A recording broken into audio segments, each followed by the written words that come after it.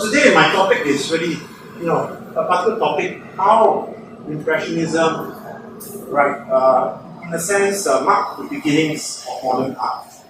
Right, so that's the question we're asking. But before talking about modern art, we need to know a little bit about, not too maybe, but what is modernism, right? Because modern art is linked with these words of modernism and modernity, right? So when we use the word modernism, it's a kind of philosophical term, right? And it says here it's an ideology of rejecting the past, a philosophy of rejecting the past. And this ideology underwrites the various manifestations of modern art. So what are the various manifestations? Right? I mean, one of the manifestations is, for example, autonomy of color. Right? The Impressionists treat color, right, from the traditional way of painting. Right? So there was now a freedom in the use of color. That's one. Right? There's also a emphasis on techniques and processes. Right? The how to paint rather than what to paint. Right? And then thirdly, another manifestation is what you call it, a kind of innovative spirit, an experimental spirit. I mean, if you look at the Impressionists, and you follow them throughout their work, right, their career, right, they're always experimenting. I mean, Monet didn't stop experimenting until his last days, right, when he painted the Water Lily series. So these are all various manifestations of modern art which were to lead to the 20th century, when we talk about Picasso and Matisse and people like that. Right? And they were all influenced by, the Impressionists. Then of course, Van Gogh and Gauguin and Cézanne. I mean, I'm not going to talk about them because they belong to this movement called post-Impressionists. Right? But the post-Impressionists themselves were influenced by the Impressionists, but at the same time they also rejected, right, what the Impressionists stood for, because the post-Impressionists also relied on emotions, right? They saw art as an expression. Okay? Unlike the Impressionists, which relied more on the eye, okay, right, on the retinal effects of what they saw. Now, again, when we talk about the Impressionists, I suppose this term is no longer that relevant today. Right? I mean, it's still used today, but it is a term most associated with the early years of modern art. Okay, we're talking about the late 19th century, right, first half of the 20th century, avant-garde. Right? And in this period, we have a lot of avant-garde movements emerging. Avant-garde is a French term. Right? It refers to, actually it's a military term. Right? It refers to the vanguard of an army. Right? Those at the front. Okay? So the advanced troops. Okay, so it's a term that suggests, or refer to something that is innovative and original. Right, so in this case, it applies to artists who are actually original and innovative, okay, and who advocate progress in their practice. And it is a term particularly associated with Impressionists. Okay, they are a group of avant-garde artists, okay, because they in their work, they kind of develop new techniques and innovative techniques.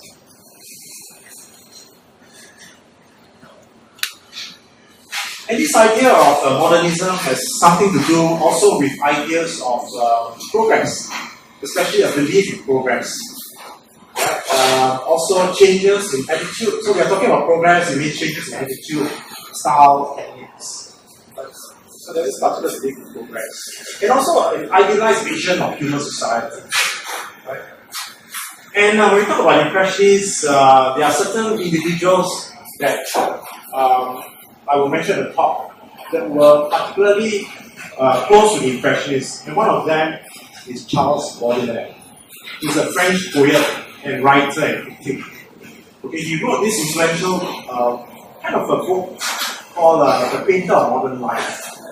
Okay, and he said that in this book that art must change because the experience of life itself changes. Okay, I think that's self-explanatory. Right? Okay, art must change because the experience of life itself changes. Okay, I'll talk more about Baudelaire, right, later on. So when did modern art begin?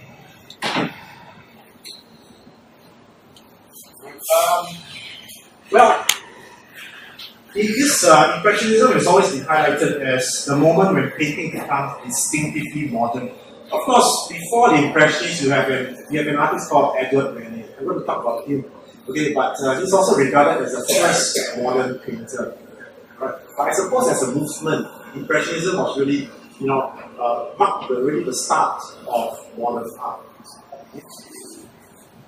And it's because of what I mentioned earlier, right? It's their innovative and experimental spirit, right? They developed new techniques of painting, right? They responded to, to modern life, right, etc.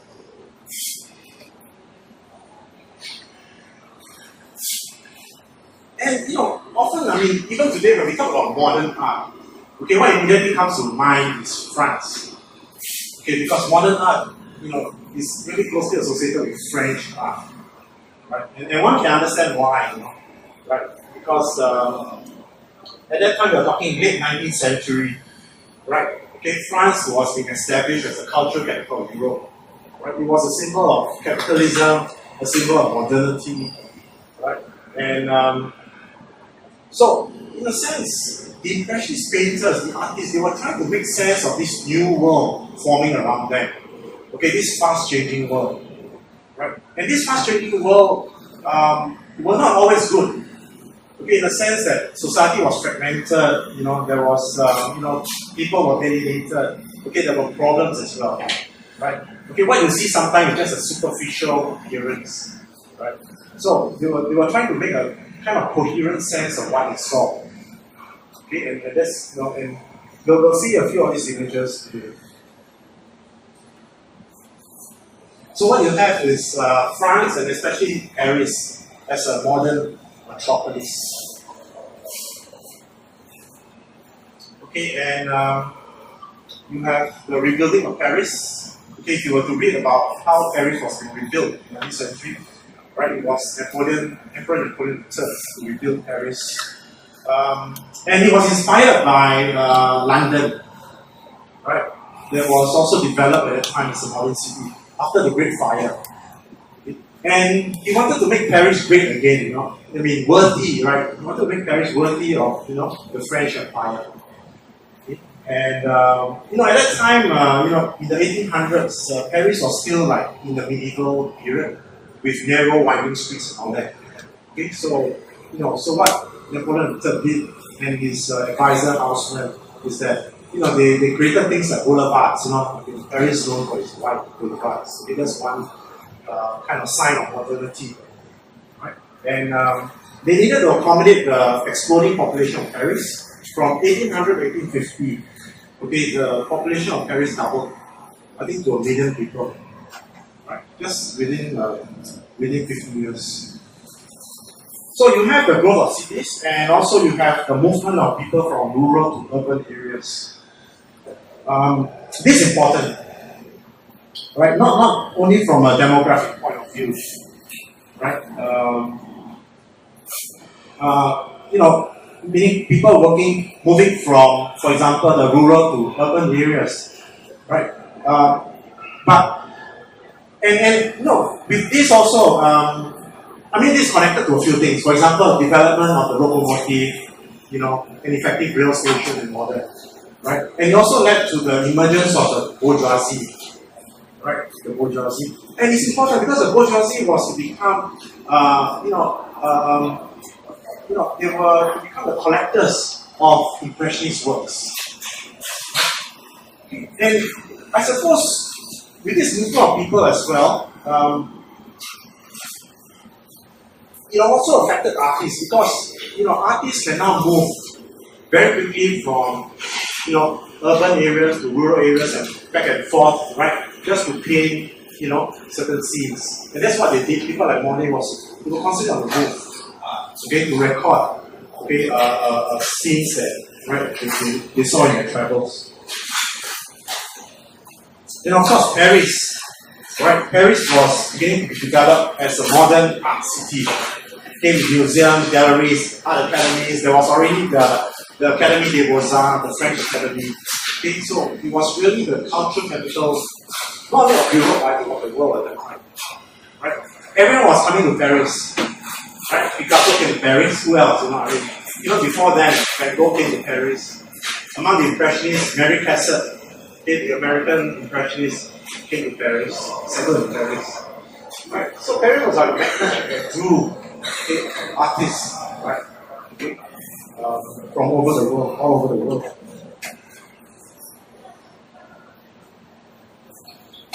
Okay, so these are some shots of Paris, right? Which underwent a transformation, as I mentioned earlier. Right? Streets were demolished to make way for tree-lined boulevards. Okay, theaters, restaurants, monuments, especially, were built. So it created a kind of urban spectacle, which posed new challenges for artists. So as I mentioned earlier, right, artists were trying to respond to this fast-changing world around them. And I'll be talking about you see the Eiffel Tower. Right? And on the right is the famous boulevard, Degas. Right? For those who have been to Paris, you know. Eiffel Tower, okay, it's a structure, okay, and it's a symbol of modernity. It's really a modern structure, right? Why is it modern? Because it's a skeletal framework, right?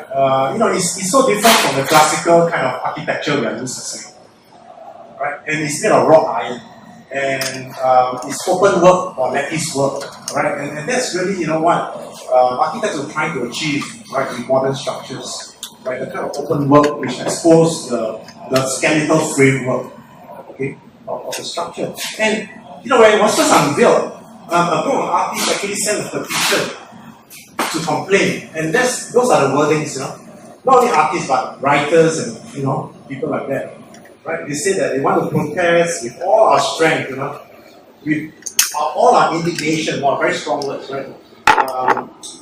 Against the erection of this useless and monstrous Eiffel Tower. So they consider this structure to be a monstrosity. Okay, writers are very strong. But of course, fortunately, the French government didn't really take care of that. Or else it would have been destroyed or something. Okay, but you will see the reaction. It's the same reaction you'll see later on with Impressionist works as well. Right?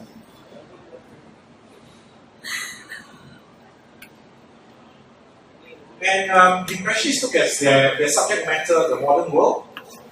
As I said, not only the good of the modern world, but also the problems of the modern world as well. Instability, as I said, fragmentation, right, etc. And I'll be talking about that. They made a decisive break with traditional notions of art making. Right? And more importantly, okay, the Impressionists freed themselves from state control. Okay, I'll be talking about that later, right? State control. And they were to align themselves with private dealers and collectors. Very important. Okay, I'll be talking about that. And more importantly, they developed new ways of expressing the individual response to the world. So, we sometimes think of the Impressionists as a group. They are a group, but they are not a group with a common style. You see that all of them have developed their own styles. Degas' style is very different from Pissarro's, right? Sissy's style is very different from Monet. You can see that. It's their own individual temperament in how they respond to reality, okay? Which were very different. So we have to understand that. And a very important quote from Charles Baudelaire, right, taken from his book, The Painter of Modern Life. Okay, and he says that the painter of modern life is someone who concentrates upon his passions, morals, emotions, on the passing moment. Okay, the passing moment is a key phrase here, right? And Baudelaire says that the modern artist must be able to capture, okay, the ephemeral, the furtive, the fleeting experiences of modern life, of modern urban life. That's what it says. Okay. Right. So this is a quote by Charles Baudelaire. And talking about dealers and collectors, now if not for this loyal group of collectors and dealers, the Impressionists would not have been able to survive. Okay? In fact, in their early years, they were starving. Particularly Monet, Renoir. Since he actually remained poor most of his life. Okay, Monet was a good businessman. Later on, he made a lot of money. Right? Renoir also, he was good at networking, so he had some faithful collectors. Right? I mean, these collectors are people like the Hotchters and people like that, right? But I think the key figure, right, for the Impressionists was really Paul Durand-Ruel. Right? Anyone have heard of Paul Durand-Ruel? He's really the first successful modern art dealer, right? So before you have your Degas and all those mega dealers today, he's really the first superstar dealer. Right? And Durand-Ruel, he really saved the Impressionists. Right? It was in the early 1870s that he started. His way of doing business is this. He will buy all the works of the Impressionists. Right? And then what he will do is that he will then hold exhibitions of their works, hoping that they will sell. And fortunately they sold. But guess who bought their works? It's the Americans. Right? If not for the Americans, it would have been difficult for the Impressionists to survive. Right? Okay, so the Americans were big buyers of Impressionist works. Okay? And because of him, right, the Impressionists were saved from starving. Okay? And of course, there were other collectors, as I mentioned, that came along as well. Right? Very important collectors.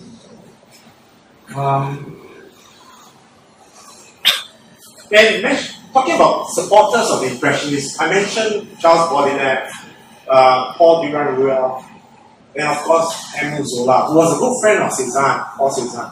But he also supported the Impressionists. He was a defender of artists who were rejected by the establishment, right? Okay, by the official critics. And he would write to defend their works. Okay? And Zola was a critic, he was a writer as well. Okay? And it's a quote from him: "They form a group which grows daily. They are at the head of the modern movement in art."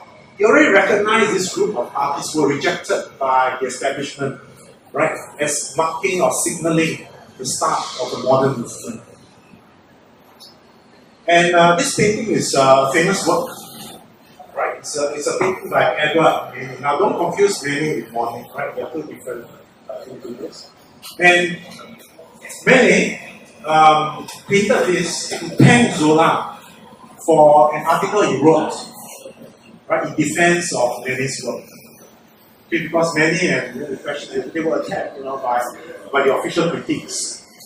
And this is a very nice portrait. And normally in portraits, they will try to capture certain characteristics. So in this case, they try to capture the personality, the occupation, and even the taste of Zola.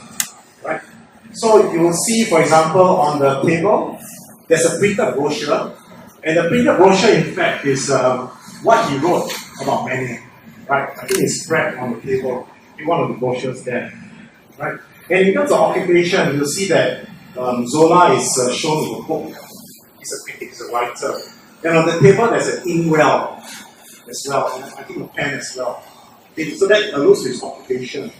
And in terms of taste, right, this painting also kind of points to the taste of not only Manet, but I think even of Zola and Zola's association with Manet himself. If you look on the wall, what do you see on the wall? Some copies of posters, right? So you have a poster of Manet's probably most famous work, which you're going to see later, called Olympia. Beside it, you'll see a Japanese print of a sumo wrestler. Okay? And that, again, is a reference to, later I'm going to talk about Japanese art, right? The influence of Japanese art on the Impressionists. Okay, and that's a very important influence. On the left, can you see there on the left cut off? But you'll see there a Japanese screen covered in gold.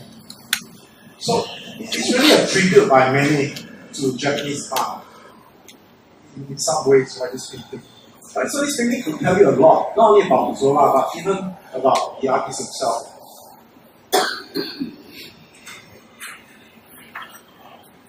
Okay, I'm going now to talk about the salon, and the salon they refuse it.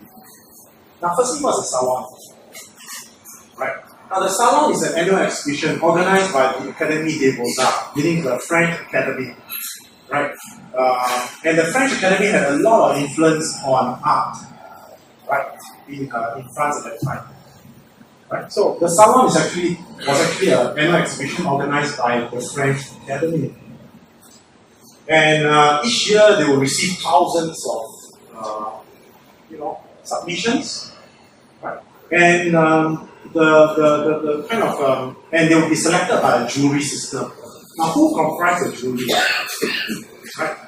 Now, the jury, the jurors are comprised of this. If you look at some of the paintings, then this rather old man, with top hats and dark coats, and they were ultra conservative in their taste.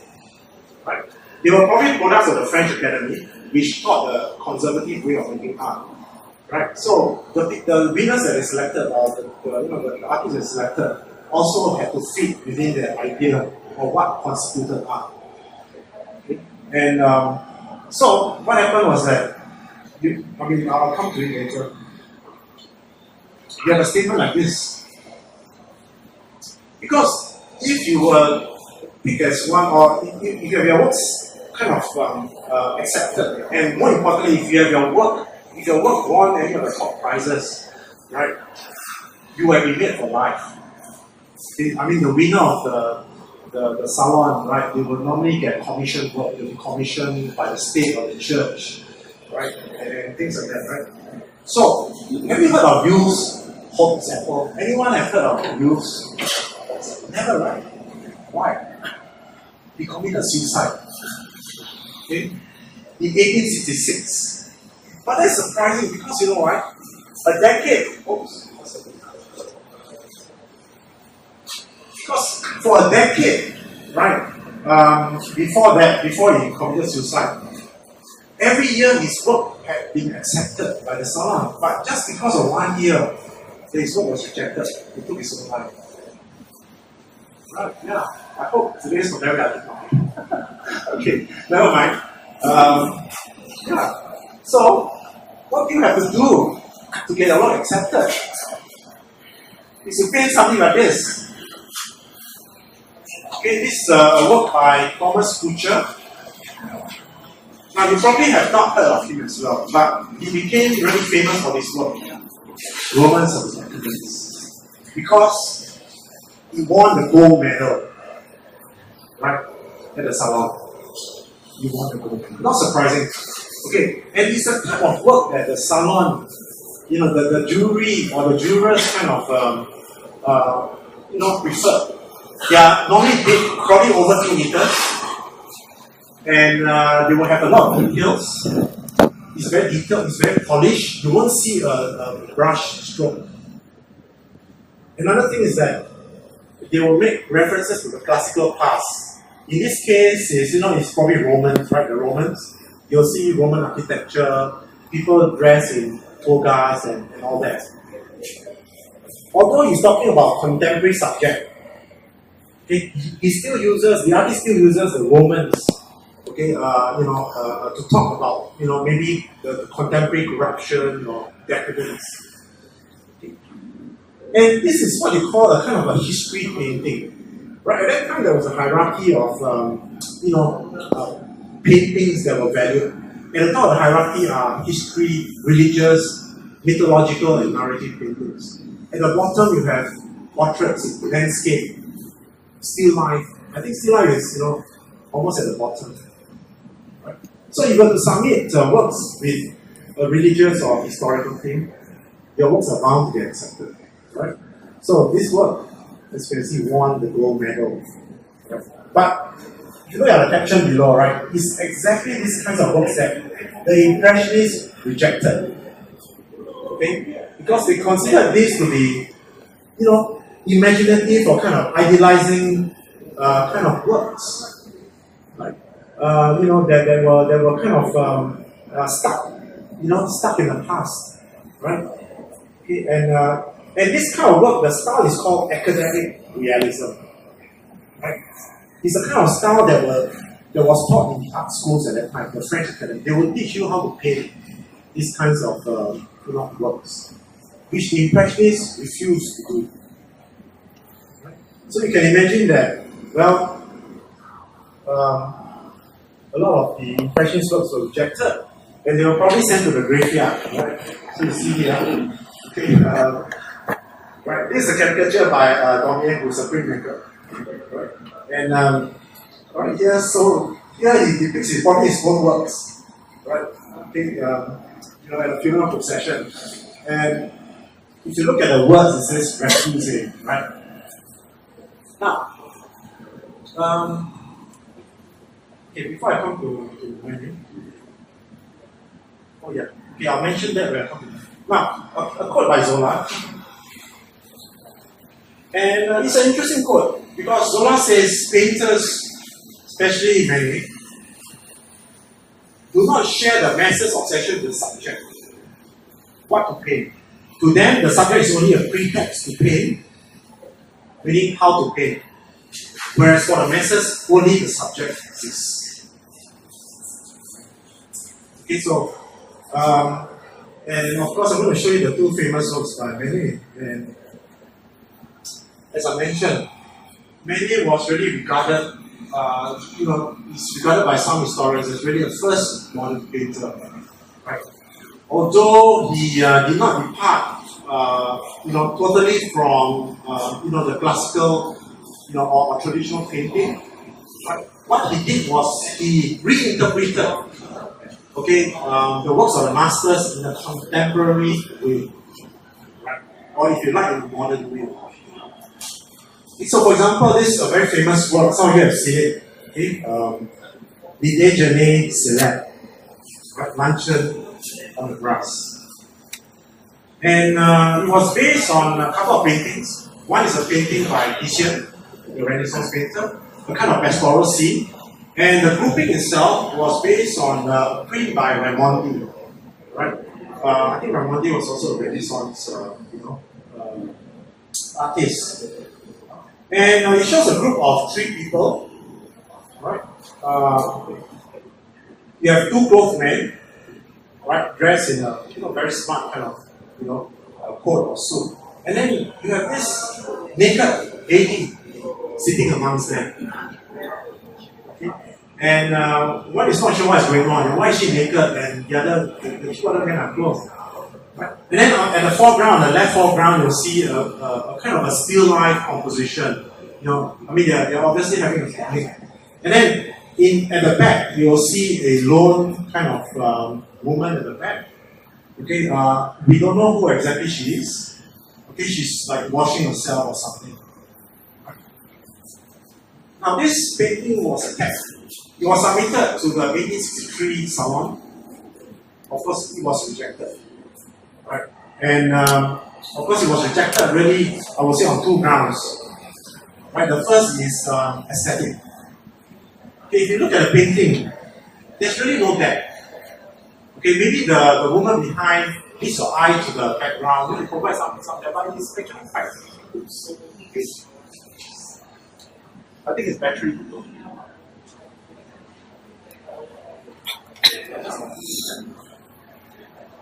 I think I've up enough.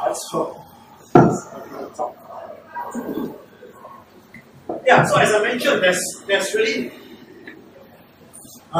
no depth. I mean, the depth that I'm talking about is your kind of the use of perspective you see in the Renaissance. The kind of linear perspective, right, which create the illusion of reality. Okay, and if you look at what is shocking also is the lady, right, the woman there. Right, look at the way she's painted. Right? Now, traditionally artists will use what they call gradations, right, where there's a transition from one tone to another, one color to another.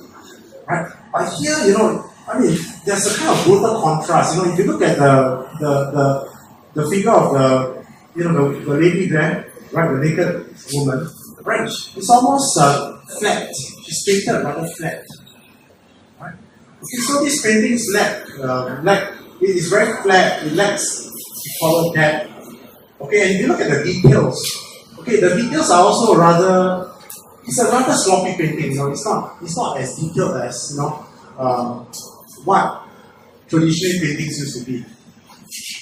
Right? So on aesthetic grounds, it's already quite different. Many have departed from the traditional way of painting. Okay, that's one.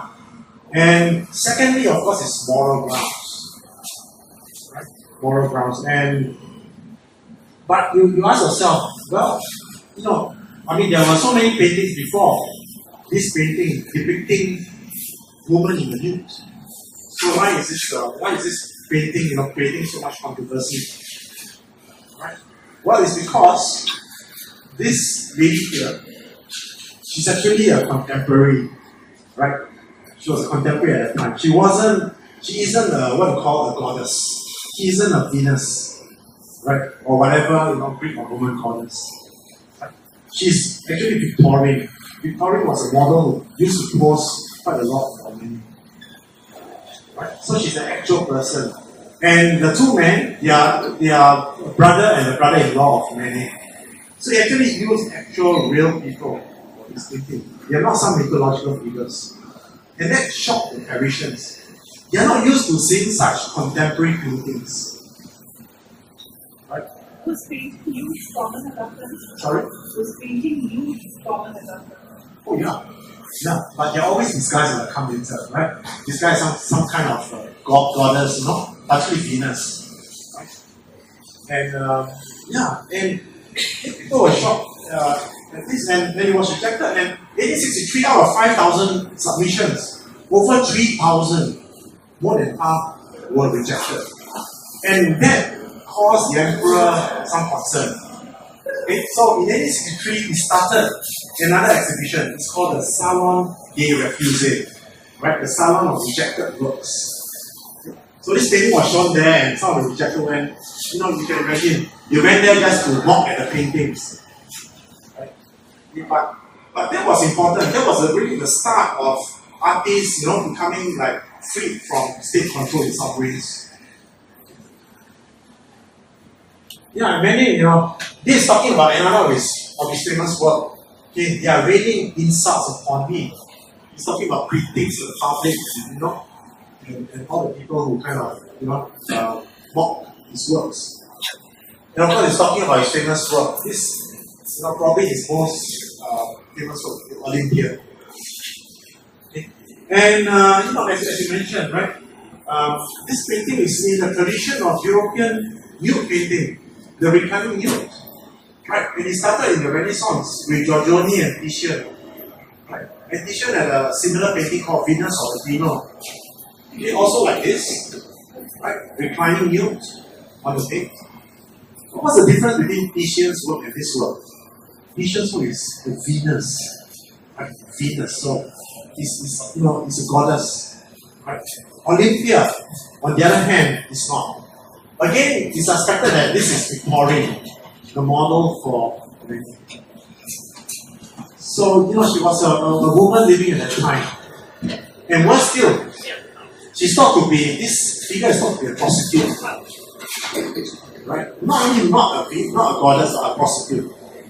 Right? A prostitute that is waiting for a client, or the client has already arrived.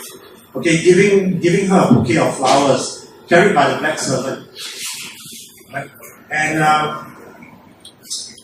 okay, above the painting, you have another work by Cabanel. Right? And Cabanel, it's the same year I just noticed, 1863. Can you see how different it is? Cabanel was a celebrated painter. Now, this work of his was bought by Napoleon III. The emperor himself bought the work. Right. But can you see he's depicting a nude as well? Right? And this nude is related to the mythology of Venus, where she was born, which relates the story where she was born in the sea, and then she was blown to shore on a scallop shell or seashell. Right? And it's a display of eroticism, no doubt. It's an erotic work, right? Okay, but of course, to prevent it from offending public morality. Okay, Cabernet was probably clever enough to disguise it as a Venus. There was no controversy. Okay? But the Olympia created a lot of controversy because he's not disguised as a goddess. Right? He's a contemporary, he's an actual person. A worse still, a prostitute. Depicted as a prostitute. So can you see the kind of attitude towards painting at that time? Right? And how the Impressionists actually struggled in the early days. Okay, by the way, Monet is not considered to be Impressionist. He actually didn't want to be part of the Impressionist group. But he was a father figure. He was a hero to the young Impressionists. But later on, if you look at Monet's work, his works are always like, his favorite color is black actually. Right? And black was rejected by some Impressionists like Monet and people like that. Okay, but later on, he actually, his colors lightened and brightened. Right? So, Monet himself, later in his works, he was also influenced by the Impressionists. Right? Okay, I need to go on. A new way of seeing.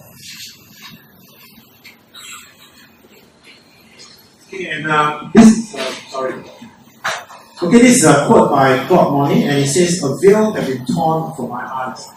And he made this quote when he accompanied this French painter called Baudelaire, B-O-U-B-I-N. Okay, Baudelaire. He accompanied him to outdoors to paint, and he saw Baudelaire setting up his easel, and just painting plein air, open air, from the open air. Okay, and that was when Monet, allegedly made this statement: "A veil has been torn from my eyes." Right? And that really inspired him to paint out of doors. Right? But even then, it was a struggle. Right? It was a struggle. As I said, their works were rejected by the Salon. So what did they do? Now, I have to say that not all the Impressionist works were rejected by the Salon. For example, Pissarro. You'll see some Pissarro's in the National Gallery, right? Coming Pissarro. Now, his works have regularly been accepted by the Salon, surprisingly. Right? But people like Monet and Renoir, okay, they had their works regularly rejected by the Salon. So in 1874, they decided to organize their own independent exhibition. Right? And altogether, they held 8 exhibitions from 1874 to 1886. Between 1874 and 1886, 8 exhibitions altogether. And the first exhibition was held in the studio of Degas. Now, Degas was what you call an avant-garde photographer, right? Because they couldn't get a space elsewhere, right? So the only space available was a private space. And on the left, you'll see that's a brochure of the first exhibition, the catalog of the first exhibition. What's the reaction? What's the public reception to this exhibition? You'll see on the right. It is on the right. Okay, what's happening is that it says one of many such attacks. This cartoon shows Impressionist works being used to scare an enemy. Right? So the works are used to scare an enemy. And there were other more kind of satirical cartoons like this. Right? In fact, there was one cartoon which the guard was preventing a pregnant woman from entering an Impressionist exhibition. Right? Okay, for fear of her losing a child or so. So it was very scathing. And the first exhibition was considered a failure. Right? Few works were sold, they were attacked in the press. Right? Okay, so it was quite bad. Okay, but they pressed on, but in the very first show you have this work. And Monet kind of titled it Impression Sunrise. And it's a small work. Okay, but this work has become what we call a seminal work. Right? Seminal work. Now, if you look at this work, it doesn't look finished, right? I think Monet probably intended it to be a sketch. Okay, not a finished work. But even then, if you look at it, you'll be surprised. If you remember the work I showed you by Thomas Kucher, just 20 years back, can you see the difference between this work and the work by Thomas Couture, Romans of the Decadence? I mean, if you're living at that time, you'll be quite shocked by such works, right? Okay, where, here nothing is defined, nothing is solid, right? All you see are just brush marks, right? Just brush marks or blobs of paint, right? I mean, it's a painting depicting the port city of Le Havre, right? Just emerging, at dawn, right? And you'll see the sun, the sun disk, right? In orange and its reflection on the water, right? You'll see two boats with people inside. Okay, but they're just depicted like silhouettes or like blobs of paint. And I think more kind of what really angered the critics then are the brush marks. Can you see the water? Can you see the brush marks are visible? That is something you will never do. Okay, as a painter at that time. Okay, where your brush marks are visible. The brush strokes are visible. If you look at, as I said, Thomas Couture's work, you won't be able to detect, the brush stroke.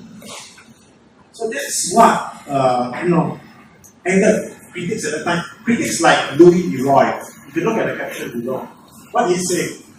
Right, he wrote this review and he says, wallpaper in its embryonic state is more finished than a sea state. How scathing did you get? Right? Wallpaper in its embryonic state, right? It's more finished than a sea state. Okay. And Louis Leroy went on to say that what you see is just an impression. He meant it, of course, in a very sarcastic way, and that name stuck. Impression. Okay? So the group really, they call themselves the Impressionists. Okay? Because what you see is just an impression. And that's what the Impressionists wanted to do. They just wanted to capture an impression of a scene, of a place, nothing else. Right? Okay, and it's really capturing the transitory effects of light on objects and structures. Right? And as Charles Baudelaire said, they have to capture that passing moment. What is gone is gone. Right? Okay? And they have to use techniques that suited that as well. Right? They have to develop, ways of painting fast as well. So they use very quick short brush strokes. Right? Modern subjects. It's a famous Degas Saint-Lazare. Okay? Degas Saint-Lazare really was the first modern railway station in Paris. Right? It's really a symbol of modernity, right? Having a system like that, okay, which enabled people to travel long distances in a short time. And Monet became fascinated with this railway station, right? And according to some sources, Monet was able to get the station people to stop the trains, clear people from the platform, and even let off steam according to his discretion, not just according to some sources. And he was able to paint about 12 scenes of this Degas, right? And if you look at his works, what do you think fascinated Monet? Was it the railway station? Was it the architecture? Do you think it's the architecture? The railway station? The trains? The people? No. Okay, and I think you all kind of guess. Huh? Precisely. What you call the atmospheric effects. Right? And and that's quite challenging to depict the atmospheric effects. It's when the steam itself, okay, kind of the interplay of the steam with the bright sunlight right outside. Okay, and being able to depict that, those kinds of atmospheric effects. That was what he was interested in. So if you look at this series of paintings, right, the smoke or the steam, will appear in different colors, right, at different times of the day.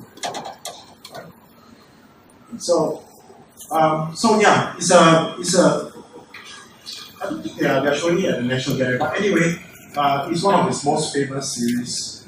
Oh, and if you hear what Zola says, right? You can hear trains pounding in and out of the station, right? That is painting today. Modern scenes, lovely. Right. So we have, Zola, you always the acute observer, saying this. Okay, a new technique for a new age. As I mentioned, Impressionism, marked a radical departure from traditional way of painting. And if you were to look at Renaissance art, all the way even to the 18th century, you'll see that artists have a certain way of painting. They will use, for example, contrast of light and dark. Right? They will use perspective. Okay, and they will use idealized figures. That means, based a lot on their imagination. Okay? I would say no artist will venture outdoors to paint until the Impressionists.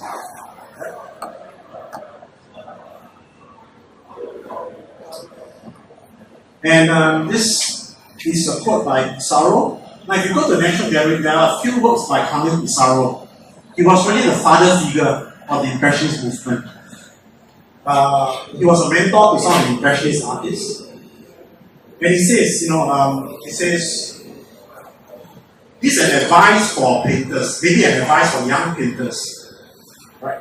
The motif should be observed more for the shape and color than for precise drawing. Because why? Because drawing has always been one of the kind of main skills taught in the academies, right? The academy says you have to master drawing first. But the Impressionists say you don't have to. You can paint directly onto the canvas without making any studies. And then it says, do not define too closely the outline. So if you look at Impressionist works, the outline is not clear, right? And it's quite also different from other kind of traditional works. Don't work bit by bit, but paint everything at once by placing tones everywhere. And that's what the Impressionists did. Right? They place different colors all over the canvas. Don't be afraid of putting one color. Don't proceed according to rules and principles, but paint what you observe and feel. That is why the Impressionist works are never tired or formulaic, right? In the sense that all the Impressionist artists, they all have their own individual response to reality, right? So that's what makes their work still quite fresh even today, I would say.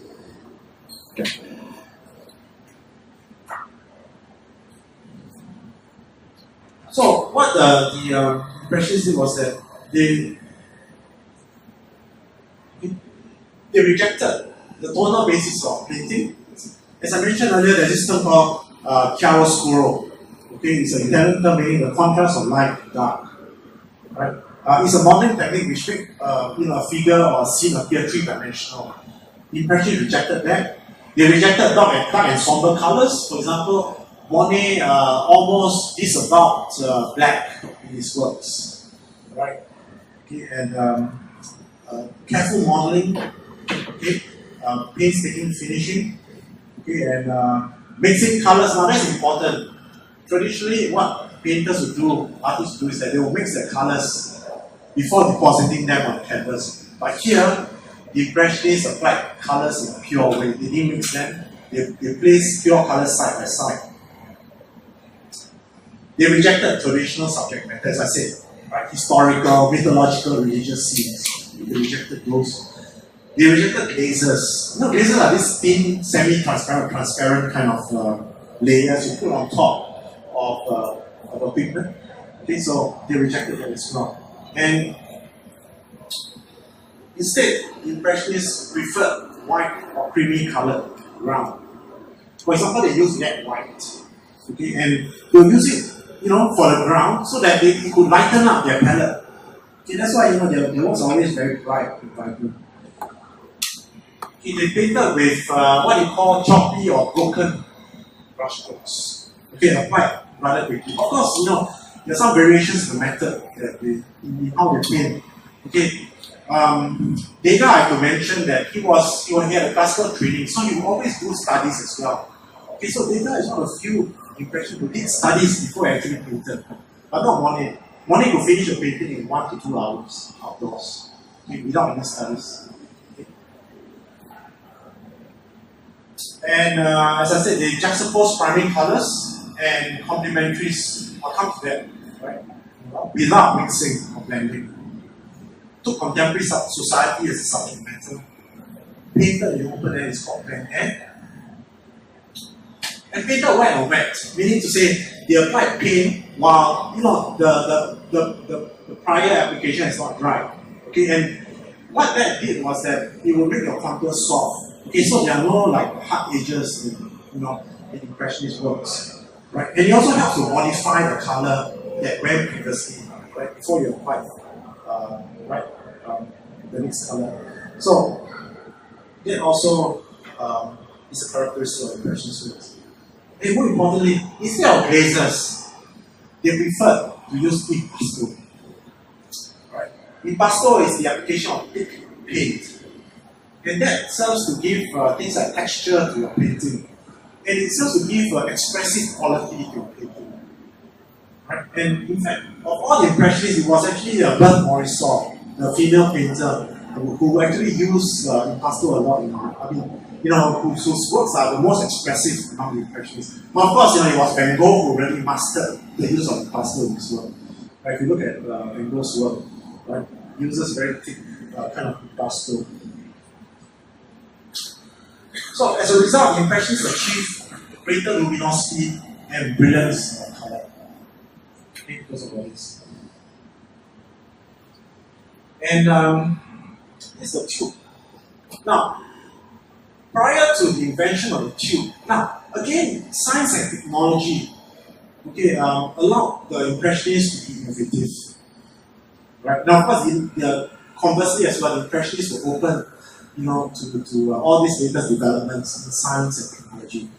Right? So we have the invention of the tube. Previously, what artists would do is that the paint will be stored in what you call, anyone recognize that? Is fixed leather. So can you imagine how messy fixed leather is, right? And paint will be stored there, right? And how bulky this kind of box. So it's really not practical to go outdoors to paint. Right? But with the invention of the tube, right, you could do that. Okay, suddenly you could, have a field trip outdoors. Okay, and it makes painting outdoors more practical, right, and more convenient. Okay, so the tube, something we take for granted today, was a very important development at that time. And I think in conjunction with the tube also you have the invention of synthetic colors. Right? Because previously artists used to ground their own pigments. Okay, but now colors are manufactured. And you come up with a whole range of new colors like chrome yellow, cadmium yellow, and a whole range of new colors, right? Cobalt blue and colors like that. Yeah, so and the Impressionists also noticed, and it's confirmed by science at that time, okay, that our response to what we see, okay, the colors of objects were not fixed. It's how our brains work as well. When we look at things, okay, it's not fixed, but it's modified by the surroundings. So there's something to do with our brain as well, how we process colors and what we see, right? And I'll come to that later. And this is related to Eugene Chevreul. Now, Eugene Chevreul was a chemist, right, who did important work in colors. He came up with a work. Okay, and this was really enshrined in a law called the law of simultaneous contrast, right? Where placed next to each other, the most intense effects occur when complementary colors are contrasted. Now, what does it mean? It means that when you place red and green, for example, a primary and complementary, okay, the green will become greener and the red will become redder. Okay, and it's because of the way we perceive things, right? If you were to put light tone and dark tone together, the light tone will become lighter and the dark tone darker. So what happens is that you place these two colors side by side, the primary and complementary, they will enhance the colors of one another. Okay, then that is why, Impressionists are always so vibrant, if you look at it. And when you look at Impressionists, you have to stand at a certain distance. You can't get too close, right? You stand further away, you can really, kind of appreciate the vibrant, effects of Impressionist works, right? And you can see how the kind of, the colors kind of blend together as well, right? Before your eyes. So this is a kind of after Eugene Chereau, right? The laws of simultaneous contrast. You can see that the Impressionist works like this close-up of a painting we're going to see later, the luncheon on the voting party, right? Where the Impressionists contrast the primary color with the complementary, and they'll bring out the vivid quality of each one. And in terms of brush strokes, it is one of Monet's work. I think it's Water Lily series, one of his Water Lily series. And you can see that they adopted what I call a shorthand technique. Okay, applying paint in depths of color, short broken brush strokes. And those short broken brush strokes are good at capturing light and also at depicting, the reflected light on the surface of water. And here you have Renoir's, his palette. You can see that, those are some colors that he used. Lead white, for example, is used for the ground. Okay, and then we have other colors as well. Okay, and some of these colors, as I said, are new colors. Okay, made possible by the manufacturer, by science itself. Okay, and we can see that, and that is why, if you look at Renoir's work, his palette is among some of the brightest and most vivid, okay, among all the Impressionists, right? And also because he has a very light kind of feathery touch, right? Because he was a painter of porcelain before. That was before he became Impressionist. He used to paint porcelain, right? And here it says, right, and so. And how do they contrast between the foreground and the background? No longer by the use of perspective, okay, but by the contrast of colors. So, if you look at the foreground, you can see that it's a bit more, the figures are clearer than those in the background, right? Okay, so the colors are rather diluted in the background, okay, while more intense colors, warmer colors are used for the foreground. Okay. And here we can see rather thick pastel strokes, okay, applied wet and wet. And then you have Monet's work. Okay, and Monet's brushstroke is really varied. Okay, and he's able to use different brushstrokes to create different visual sensations, right? Or to capture different visual sensations. So if you look at the trees, right? If you look at Monet's work, really one of the most interesting or striking aspect, of course, is the surface of the water, right? But here he uses a different brush stroke or a different technique for the trees. He uses a thicker pastel, right? So that the leaves of the trees will be able to capture the sunlight, right? Okay, so he wanted to have that kind of effect. So he uses a more kind of grasping brush strokes, okay, to depict the foliage. Okay, so you notice that they use different techniques, right, to capture different effects. Same thing with how they capture snow scenes. It's a challenge. It's a challenge and a relish, right? Because why they relish it is because you are able to capture different variations, right, on the white blanket of snow. And if you notice the white blanket of snow, it's never wholly or uniformly white. Okay, there's some kind of iridescent color, okay, a kind of bluish tone as well, right, on the snow. And one of the best artists who was able to capture snow scenes very well is Alfred Sisson. If you look at his scenes, if you go to the National Gallery, it's always marked by a certain desolation, right? A certain kind of, kind of undemonstrative quality, right, in his work. And he also kind of reflects his own temperament because Sisson was a solitary guy, right? He was quite solid. And his very quiet, contemplative works reflected his character as well. This is a wonderful work. It's at the National Gallery, in fact. You can see this work there. Right? And he creates a bit of depth. You can see the roads, right, kind of receding into the background. Okay, he uses different brush strokes. The trees are painted with piqué pastel, right, as you can see. So, wonderful work. And Monet says, color is my game of obsession, joy. I like this quote a lot. It's not only joy, but it's my torment. Right? I'll tell you why later on. It's because of this, painting such works. Right? He's the only Impressionist artist who did this what we call serial composition. Painting the same subject under different lighting and weather conditions. Right? And arguably this is his most famous series, the Renoir Cathedral series. You can see only one in the National Gallery, but even that one is pretty, it's a pretty compelling work.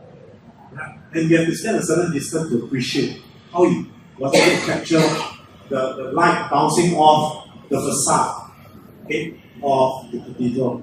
This is a Gothic cathedral, and it was said that Monet actually rented a room opposite the cathedral just to paint it. Right? And you can imagine, he didn't only paint one at a time, he painted quite a few. And he would change canvases every half an hour or so. Okay? And as the weather changed and it was not fast enough, he would just destroy what he painted. But of course, some of this he didn't finish outside. He would go back to his studio to touch up. Right? Can you see the three different works? Right? And they all appear quite differently visually, right? In terms of their colors. And that is because he was trying to capture how light, under the different times of the day, how it affects the appearance of the cathedral's facade. Sometimes he will bleach out the cathedral totally, right? Other times he would have other times he will create very sharp kind of shadows. Okay, as you can see the one on the left under full sunlight. Okay? So different kind of effects you see, right? Different times of the day. Right? And he says himself, in the end, I'm trying to do the impossible. It was a frustrating experience because sometimes the weather changed so fast that it just couldn't catch up. It was quite frustrating.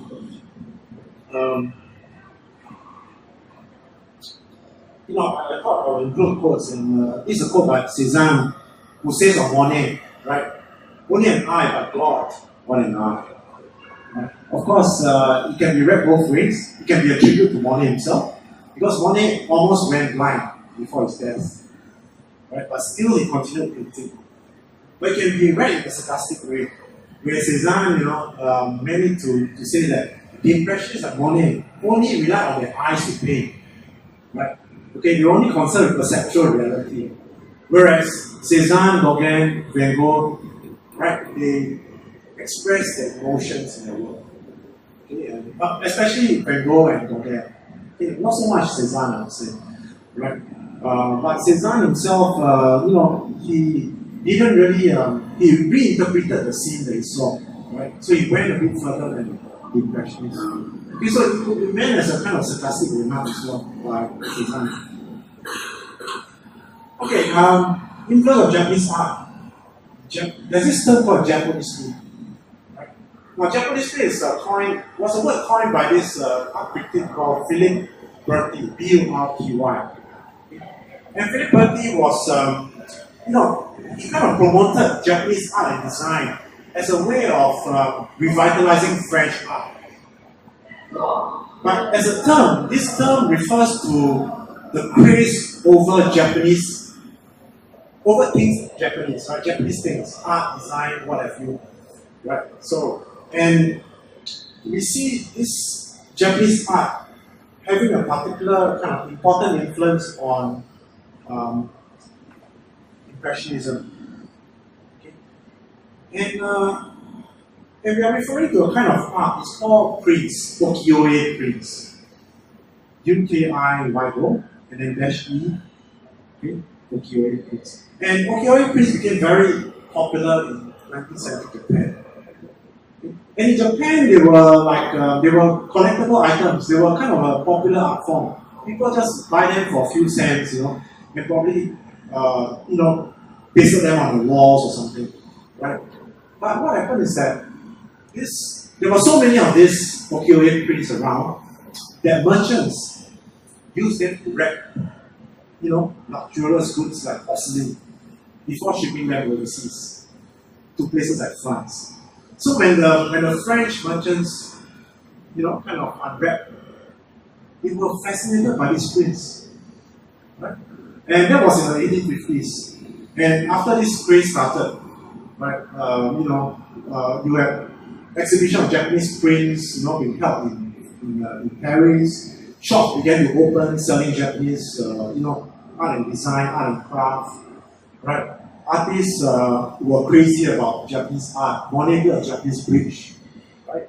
Okay, in his home in Giverny, right?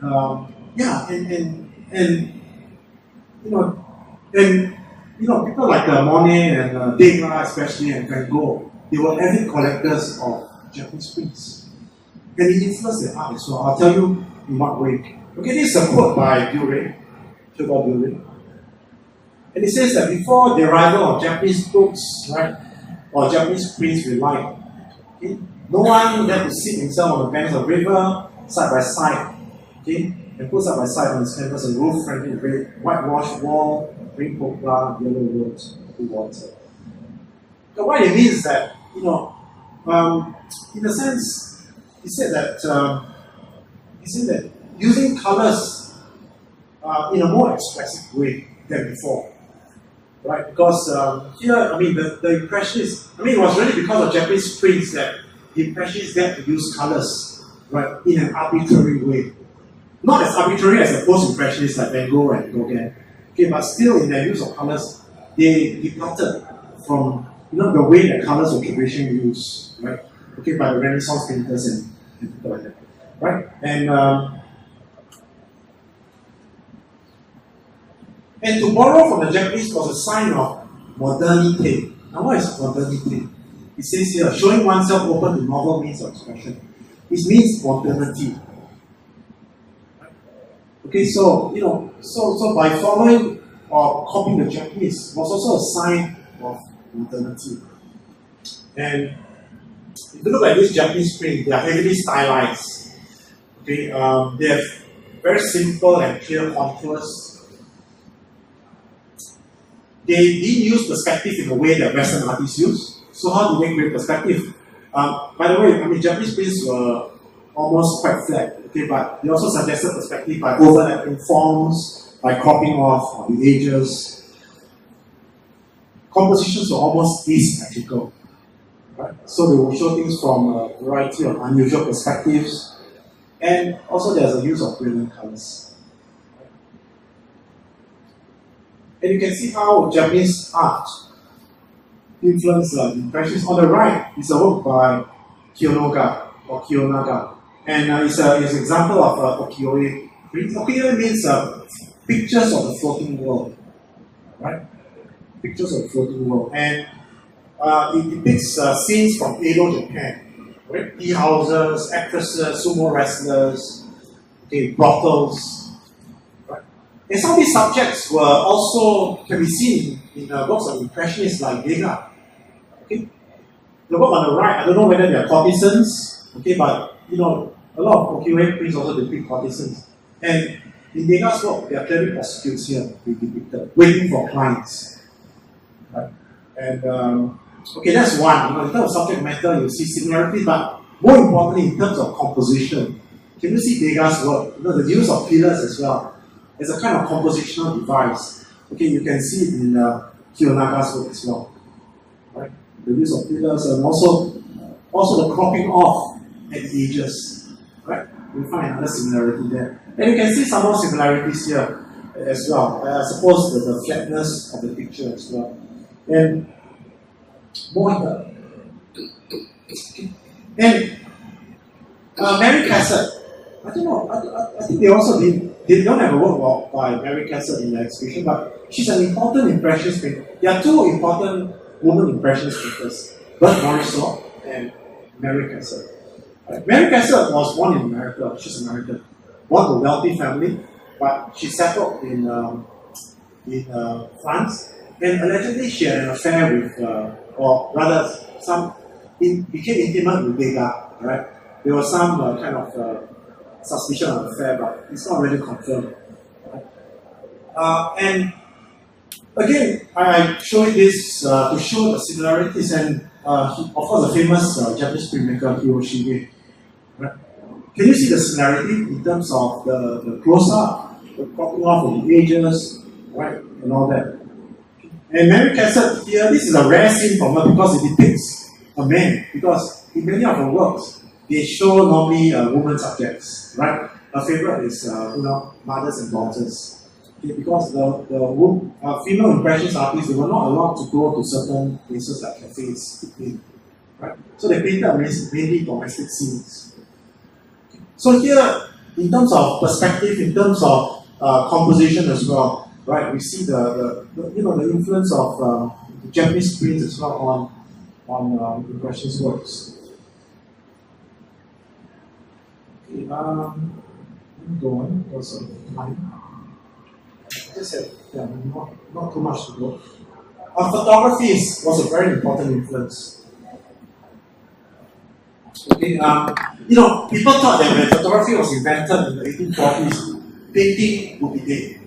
Okay, but that's not true, right? In fact, photography supported impression in their search for alternative means of representing reality. Okay, and they relished the distortions and peculiar effects, right, that photography kind of gave to the work. And they try to mimic these effects. Okay, what kind of effects do they? Right? Snapshot kind of look, post look. Okay, meaning to say, it will show, because what photography does is that it freezes something, it freezes the subject. Right? So it could capture a subject in a kind of awkward, kind of, even pose and all that. Okay, it froze the moment, unusual cropping at the edges, asymmetrical compositions, sense of movement, sense of immediacy. Right? Right? So these are some of the qualities that you will see in Impressionist works. Now, I wouldn't go so far as to say that, the methodology or the method of working by Impressionists that they go out and take photographs, and then they will have the photograph in front of them, and they will paint the work. Okay? Maybe not like this. Okay, but they were clearly influenced by, the kind of photographs or photography at that time. And in fact, Monet himself owned 4 cameras, okay, and Degas owned 1. Right? And Degas, the photographs, he was very quite obsessed with photography, and I think that will make a kind of interesting study as well of these photographs. Now, do you see the actual photograph on the left? Okay, what is distinctive about that photograph on the left? Blurring, right? Blur. Figures are blurred. Why? Yeah, moving. Moving. Okay, figures will move because cameras at that time have slow shutter speeds. Okay, so figures or anything that's moving will be blurred. Right? And can you see on the right in Monet's work? You can see he's trying to mimic the quality or the effect of a photograph. Okay, where the figures are also blurred. Okay, so and this is a photograph as well, 1887. Okay, you can see the kind of compositional oddities, right? The kind of unusual perspective, the cropping off at edges, and you can see this in kind of mimic in the works of Impressionists, like Degas' own work. And Degas, he was probably the painter that kind of paid the most attention to composition in his work. Okay, his method of working was different from the other Impressionists. He'll make studies and all that before he actually painted. Because Degas had a classical training, and even his figures are more solid. Okay, and that's because his teacher was Unk, I-N-G-R-E-S. Unk was a French painter. And Unk, in fact, urged his student to paint many lines, he said, paint many lines. And so, Degas' figures are more solidly defined than, for example, the Impressionist work. He paid more attention to composition. And here, you can see that he's depicting. And of course, he's famous for his scenes of dances. Now, before we go further, look at the quote by, what Degas said. They call me a painter of dances without understanding that for me, the dancer has been the pretext for painting beautiful fabrics and rendering beautiful. So you could see that he wasn't really so much interested in ballet scenes themselves, but those scenes are pretext for him to render the fabrics and movement. And he was very interested in the movement of the human body. And that was what he was trying to capture here. And in many of his scenes, ballet scenes, he would depict what's happening backstage. It's not a main performance, if you notice. Okay, and here, if you look at, firstly, in terms of the composition, right, you can see that the perspective is rather asymmetrical, right, asymmetrical. And he has also tried to mimic the frozen moment as well that you get in photograph. Can you see that if you look at the subjects, okay, they are shown to be doing a variety of things. You can see the girl on the left. What is she doing? She's stretching her back like a monkey, right? Stretching her back. And then others are like stretching themselves. Okay? And you can see the girl before the master here trying to get ready for a performance. Okay? And that master you see there is Monsieur Perrault. He's a famous ballet master and dancer. Right? He's carrying a stick, huh? Right? In fact, there's a name for these ballet dancers. They are called the rats, right? Particularly, they're called the rats. And Monsieur Perrault seems to be like a strict disciplinarian, right? The stick and all that. Okay, but I just want to point out the influence of photography in this particular work. Okay, I'm just ending by showing you some examples of the kinds of scenes that the Impressionists kind of depicted in the work. Okay, starting with City Street. Yeah, that's good. Yeah. Now, often we forget when we look at Impressionist works, right? I mean, the works are so beautiful and pretty that we often forget that those works actually serve as important documentation, of a fast-changing city. And that's what they are. Okay, they're actually a documentation of a changing Paris, right? Changing France. I'm just going to show you. Hey, another kind of word that was probably coined by Baudelaire, right? Or Baudelaire used it in his work. It's called the fainéant, right? What is the fainéant? The fainéant is like a kind of a literary type you'll find in writings at the time, right? Of this kind of, he's like a stroller, right? Someone like to stroll around, in the city streets. Mix around with the crowd, okay, and observing the people, the crowd, right? He's like an investigator of the city, right? He's a passionate observer of the crowds and the city scenes. Okay, that's the fainéant. And when we look at, he says here, it's an amateur detective and investigator of the city, right? So when we look at scenes like this, okay, Renoir's Place Clichy, okay, we could see that here the artist is acting like a fainéant, right? You go to the city scene or at the urban crowd, okay, and you observe people, right? It's like perhaps a voyeur in a way, right? And again, typical of Renoir's work, you can see the girl. Okay, the most prominent part of this painting is the girl, and the girl is shown. He occupies, the foreground, and if you look at the background, it's rather blurred. Okay, so a lot of the focus of painting is actually on the girl herself, wearing a bonnet. Okay. And here we can talk a lot about this painting from the point of view of the gaze, here, Renoir was probably pampering to the male gaze, right? Okay, so the girl herself becomes the subject of the male gaze, And and things like that. But I'm just trying to show you what the flammeur is, you know. And you have a lot of paintings like this, okay, where the artist is trying to observe what's happening amongst the urban crowd. Okay, another Renoir. But can you see it's 1867, very early Renoir, right? And you wouldn't recognize that it's Renoir. You probably think that it's painted by an Italian artist, right? Or Venetian artist, right? Okay, because it has a certain structure, it has a certain order in terms of its architecture, right? And it seems that the architecture was done first and then the other people in it. But if you look closely, okay, it's actually quite an interesting scene. Not only the buildings, but actually the people. Okay, because he was able to depict a variety of different people.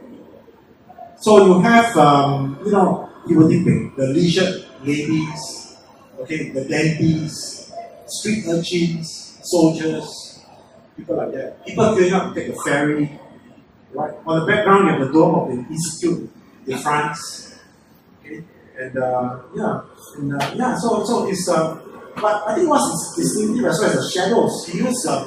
He's able to depict very crisp shadows, and also a liberal use of black as well. Right? Here in this painting. Okay, but again, what Renoir and Monet did in the early days? They used to work very closely together. Okay, they will go around documenting this fast changing city. So this is an important documentation. And then we also have the world of work. Okay, and now you have to understand this. When they depict workers or laborers, they were not trying so much to make a social commentary. You know what I mean? It's like, wow, these are miserable lords and all that. Okay? And they want, in order to evoke public sympathy. But it says that they were more interested in the visual spectacle and effects, more than the analysis of social reality. Okay, they may have empathy with these people, but their concern was more with the visual spectacle of what they saw. Okay, so for example, this painting by Degas. And Degas is famous for his his paintings of workers and laborers. In fact, 75% of Degas' his paintings represent women. And he has been accused by feminists, of pampering to a male audience, right? Okay, and being accused of voyeur himself. But I think there are really no kind of solid grounds for this kind of accusation. And in this painting, he shows two women. Okay, very contrasting. One woman is yawning. Probably she had a hard day at work. Okay. End of the day, she's tired. But the other woman is still hard at work. She's pressing the iron on the shirt. Right? But there are a lot more things here in this painting that meets the eye. Right? If you look at the woman on the right, she's holding a bottle. Probably a bottle of Pepsi. Pepsi is like an alcoholic drink, right, at the time. Okay, so really maybe they don't want to tell us something. This painting. Okay, that the poorer, the laborers at that time, the low income, they were addicted, to alcohol. Right? Okay, but as I said, this painting is probably just a pretext as well for him to depict human movement. As I mentioned, he was very interested in human movement. Okay, so here in this painting is the gestures that are very striking. The gestures, right? Okay, the woman's gestures and all that. Okay, and now if I look at the depiction, you wouldn't recognize this as a plot on his work.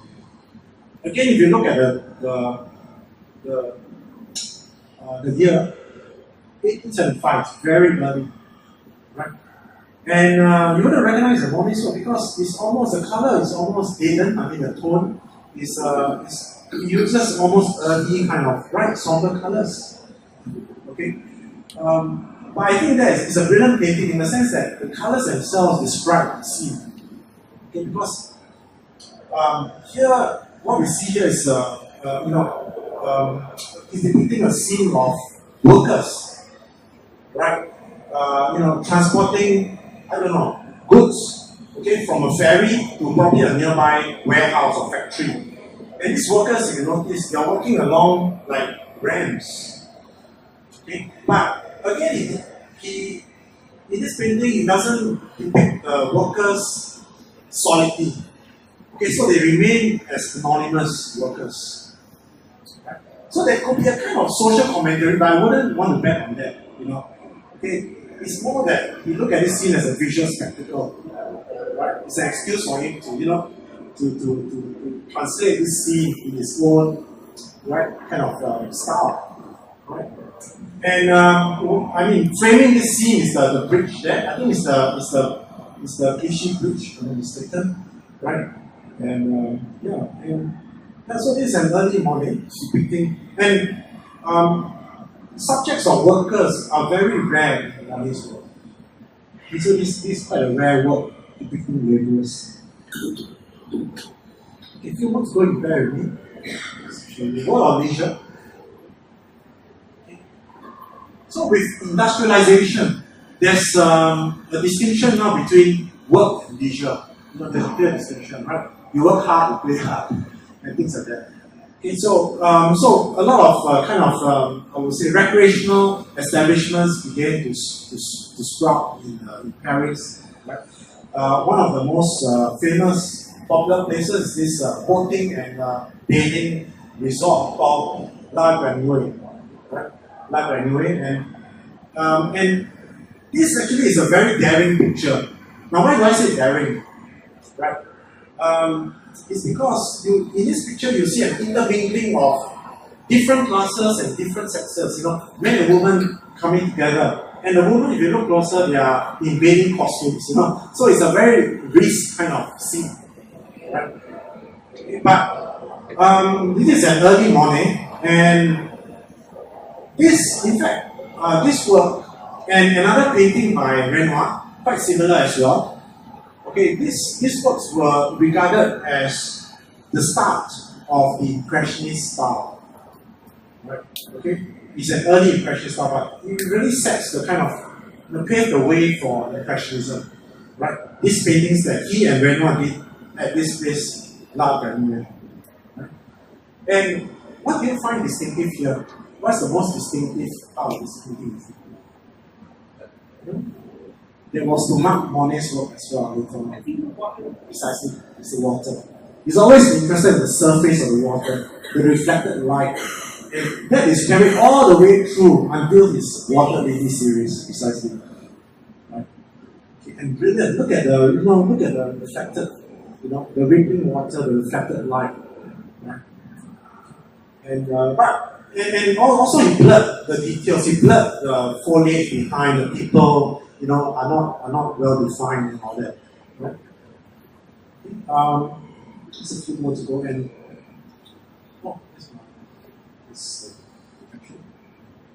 one of the most famous Impressionist works, right? Luncheon of the Voting Party.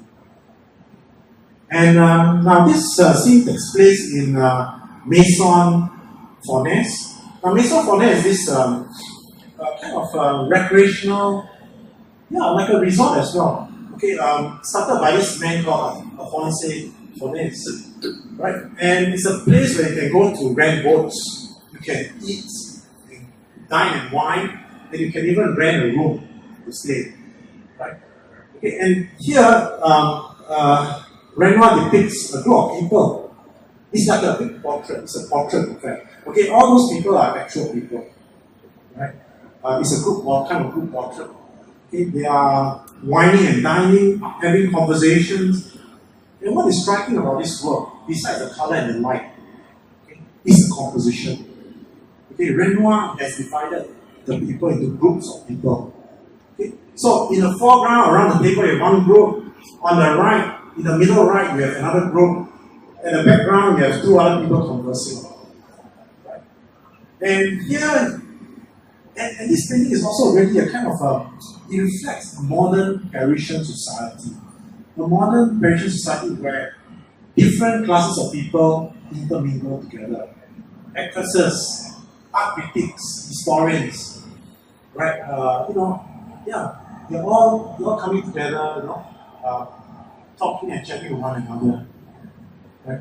And if you look at this painting, you can't see my mouse cursor. Okay, anyway, I just want to draw attention now. The two people on the left. Okay, one the lady resting on the railing, and then the man on the left foreground wearing straw hats. Okay, they are actually the son and the daughter of Alphonse Farnese, right?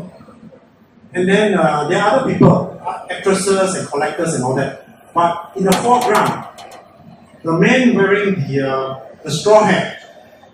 Okay, on the right foreground, the man wearing the straw hat is Gustave Caillebotte. Okay, you'll see his paintings in the National Gallery, right? And then, but when you look at this group of people around the table, you can see a kind of a kind of love triangle taking place, right? In a sense. Okay, if you look at the man standing up, he's interested in the lady there, but she's not interested in him. She's looking at the one in the straw hat. Okay?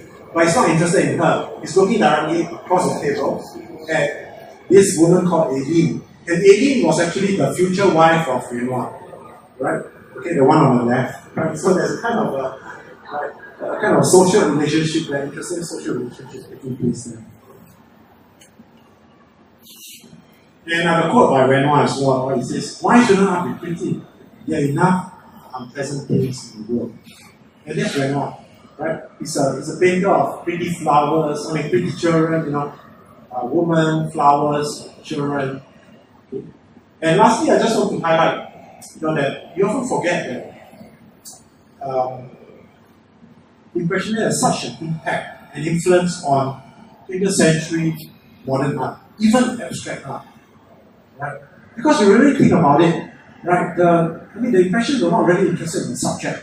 They wanted to capture a mood, okay, the mood of lighting, for example. Okay, so the subject merely became a pretext for them. Okay? So they have a very important influence on the development of abstract art. Right? In fact, I just want to end off with this anecdote, okay, by Kandinsky. And in 1895, Wassily Kandinsky he's a pioneer abstract painter, Russian painter. Okay? And he attended a French exhibition where he saw Monet's haystacks at Chivigny. And that's what it says. Right? It says it was from the catalog I learned that this was a haystack. Right? I was upset, I did not recognize it. I also thought the painter had no right to paint in such an imprecise fashion. Maybe I was aware too that the object did not appear in the picture. Okay, I don't know how could he mean the haystack, but I don't know whether it's this actual haystack that he saw, but apparently he saw one of these in the exhibition. But it's so drenched by the sun and the light that sometimes it can be hard to see. Okay, there's a haystack, right? All you see are these, are colors and shapes. That's about it. And that had an important influence on Kandinsky, right? And Kandinsky started to paint also in the style of the post-impressionists, but he later on went to paint in a totally abstract way. Okay, and that's Kandinsky's work. Right? Okay, this okay. No, it's easier. To paint something like this, undergo a thought process, right? Okay, and Childhood. we'll come to that another time. I dealt with this in my previous lectures, which you can find on the O2R website. My previous more than 15 talks, you can find it on their website.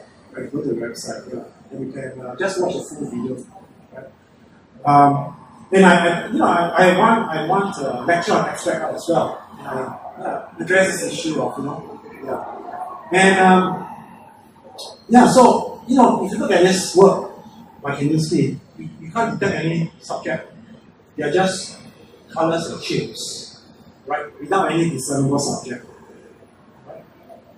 So the Impressionists had a very important influence on on abstract, modern abstract art.